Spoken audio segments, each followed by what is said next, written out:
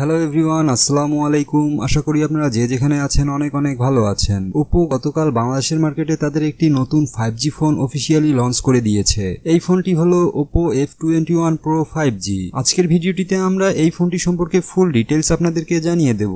এই ফোনটির দাম রাখা হয়েছে 37,990 টাকা, অর্থাৎ 38,000 টাকা। আর 38,000 টাকা বাজেটে এই ফোনটি বেস্ট ভ্যালু ফর মানি হবে কিনা, অর্থাৎ এই বাজেটে আপনার জন্য এই ফোনটি কেনা আদৌ ঠিক হবে কিনা, এই সকল বিষয় নিয়ে মূল ভিডিওতে আলোচনা করব।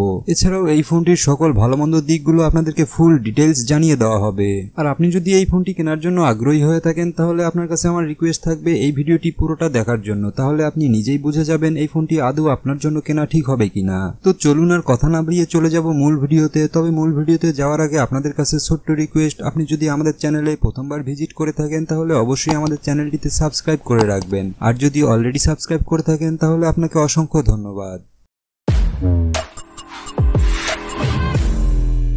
বন্ধুরা, প্রথমেই আমরা এই ফোনটির ডিজাইন এবং বিল্ড কোয়ালিটি নিয়ে কথা বলবো। এই ফোনটির রেয়ারে রেইনবো স্পেকট্রাম ডিজাইনের সঙ্গে দেওয়া হয়েছে গ্লোইশ ফিনিশিং, আর যার ফলে কিন্তু এই ফোনটিতে তেমন কোনো আঙ্গুলের ছাপ পড়ে না। আর এই ফোনটির ব্যাক প্যানেলে দেওয়া হয়েছে ট্রিপল ক্যামেরা সেটআপ এবং ফ্রন্ট সাইডে দেওয়া হয়েছে লেফট পাঁচ হোল কাটিং সেলফি ক্যামেরা। এবং ফোনটির নিচের দিকে থাকছে type C charging port, speaker grille, primary microphone এবং 3.5mm হেডফোন জ্যাক। আর এই হেডফোন জ্যাকটি থাকার কারণে গেমারদের জন্য একটু সুবিধা হবে, কারণ গেম খেলার জন্য আসলে ফিজিক্যাল মাইক্রোফোন খুবই দরকারি একটি বিষয়।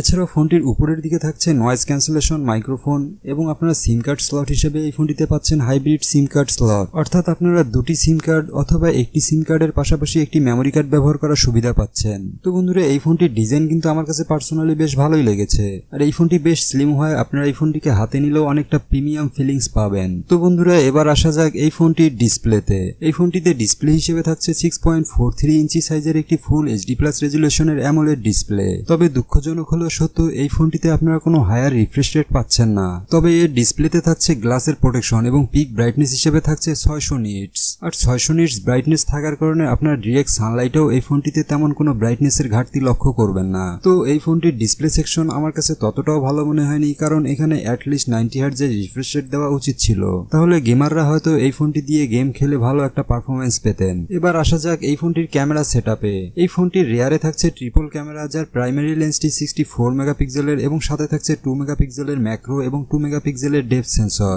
আর এর রেয়ার ক্যামেরা দিয়ে আপনারা ফুল HD+ রেজুলেশনে 30 fps এ ভিডিও রেকর্ডিং করতে পারবেন এবং খুব ভালো মানের ছবিও তুলতে পারবেন। তবে বন্ধুরা, আমার কাছে মনে হয়েছে ওপো যে দামে এই ফোনটিকে লঞ্চ করেছে তাতে এই ফোনটির রেয়ার ক্যামেরায় 108 মেগাপিক্সেলের ক্যামেরা দেওয়া উচিত ছিল। এখানে দেওয়া হয়েছে 16 মেগাপিক্সেলের একটি সেলফি ক্যামেরা, আর এই সেলফি ক্যামেরাটা দিয়েও আপনারা ফুল HD+ রেজুলেশনে 30 fps এ ভিডিও রেকর্ডিং করতে পারবেন এবং বেশ ভালো মানের সেলফি ফটোগ্রাফিও করতে পারবেন। বন্ধুরা, হার্ডওয়্যার সেকশন নিয়ে কথা বললে এই ফোনটিতে চিপসেট হিসেবে থাকছে কোয়ালকম স্ন্যাপড্রাগন 695 প্রসেসর। এটি 6 ন্যানোমিটার আর্কিটেকচারে বিল্ড করা একটি অক্টাকোর চিপসেট। আর এই চিপসেটটি থাকার কারণে এই ফোনটি দিয়ে আপনারা PUBG, free fire, call of duty এবং অ্যাসফল্ট 9 এর মতো গেমগুলো আলট্রা সেটিং এ বেশ স্মুথলি রান করতে পারবেন এবং মাল্টিটাস্কিং এর ক্ষেত্রে আপনারা বেশ ভালো ইউজার এক্সপিরিয়েন্স পেয়ে যাবেন। এই ফোনটিতে আউট অফ দ্য বক্স দেওয়া হয়েছে Android 12 এবং যার ব্যাকএন্ডে দেওয়া হয়েছে ColorOS 12। আর বন্ধুরা, সিকিউরিটি হিসেবে এই ফোনটিতে থাকছে ইন ডিসপ্লে ফিঙ্গারপ্রিন্ট সেন্সর, আর এই ফিঙ্গারপ্রিন্ট সেন্সরটিও যথেষ্ট ফাস্ট এবং অ্যাকুরেট ছিল। এই ফোনটিতে ব্যাটারি হিসেবে থাকছে 4500 mAh এর একটি বিগ ব্যাটারি এবং চার্জার হিসেবে আপনারা পাচ্ছেন 33 ওয়াটের একটি ফাস্ট চার্জার। আর এই চার্জারটি দিয়ে এই ফোনটিকে ফুল চার্জ করতে আপনার সময় লাগবে 1 ঘন্টা থেকে 1 ঘন্টা 5 মিনিটের মতো। র্যাম এবং স্টোরেজ নিয়ে বললে এই ফোনটি একটিমাত্র ভেরিয়েন্টে লঞ্চ করা হয়েছে, 8GB র্যাম এবং 128GB ইন্টারনাল স্টোরেজ। আর এর র্যামের টাইপ হলো LPDDR4X এবং স্টোরেজ টাইপ হলো UFS 2.2। আর বন্ধুরা, এই ফোনটির বর্তমান অফিসিয়াল বাজার মূল্য 37,990 টাকা। তবে বন্ধুরা, 7 জুন পর্যন্ত এই ফোনটি প্রি বুকিং চলছে, আর এই ফোনটি প্রি বুকিং করলে আপনারা 3000 টাকার মতো গিফট ভাউচার পেয়ে যাবেন। তো বন্ধুরা, এবার আপনাদেরকে জানিয়ে দেব এই ফোনটি যে দামে বাংলাদেশের বাজারে লঞ্চ হয়েছে এই দামে আদৌ আপনার জন্য বর্তমানে কেনা ঠিক হবে কিনা, অথবা এই ফোনটির ভালো কোনো বিকল্প ফোন বর্তমানে বাংলাদেশের বাজারে আছে কিনা। বন্ধুরা, এই ফোনটি যে দামে এসেছে আমার মনে হয় এই দামে বর্তমানে আপনাদের এই ফোনটি না নেওয়াই ভালো হবে, কারণ এই ফোনটি অনেকটাই ওভার প্রাইস রেখেছে ওপ্পো। আর বন্ধুরা এই ফোনটির বিকল্প ফোন হিসেবে বেশ কয়েকটি ফোন অফিসিয়ালি বাংলাদেশের বাজারে বর্তমানে রয়েছে, আর সেগুলো হলো OnePlus Nord CE2 5G, Realme GT master edition, Samsung Galaxy A52 ইত্যাদি মোবাইলগুলো।